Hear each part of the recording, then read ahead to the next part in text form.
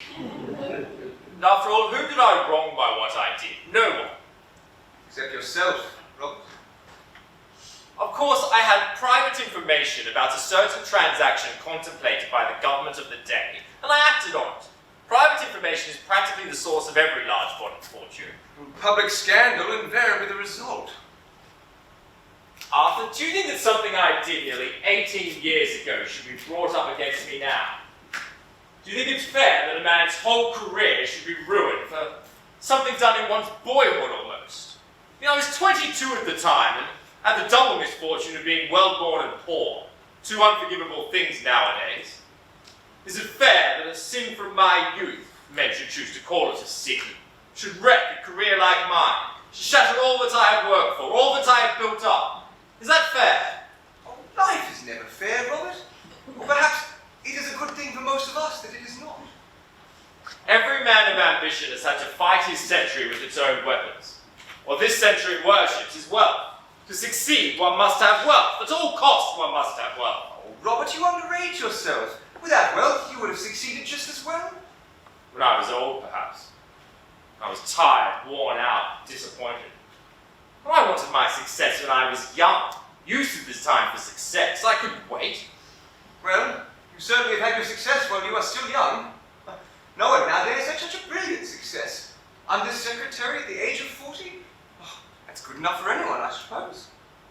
If it is all taken away from me now, I should lose everything over a horrible scandal. If I am hounded from public life. Robert, how could you have sold yourself for money? I did not sell myself for money. I bought success at a great price. That is all. Yes, you certainly have paid a great price for it. Oh, but tell me, what first made you think of doing such a thing? Baron Arnheim. Oh, damn scoundrel! No. He was a man of a most subtle and refined intellect. A man of culture, charm, and distinction. One of the most intellectual men I ever met. Oh, I prefer a gentlemanly fool any day. There is more to be said for stupidity than people imagine. Personally, I have a great admiration for stupidity. It is a sort of fellow feeling, I suppose. Oh, but tell me, how did he do it? Tell me the whole thing. One night after dinner at Lord Radley's, the Baron began talking about success in modern life as something one could reduce to an absolute, definite science. That fascinatingly quiet voice of his, he expounded to us the most terrible of all philosophies. Philosophy of power. Preached to us the most marvelous of all gospels, the gospel of gold. I think he saw the effect he had on me, for some days afterwards he wrote me and asked me to come and see him. He was living in Park Lane then, in the house that Lord Woolcombe has now.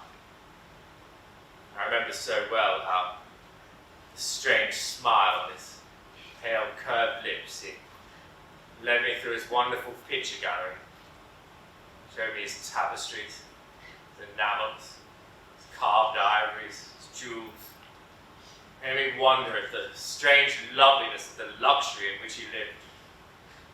He then told me that luxury was nothing but a background, a painted scene in a play, and the power over other men, power over the world was the one thing worth having, the one joy one never tired of.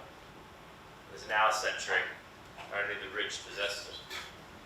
Thoroughly shallow creed.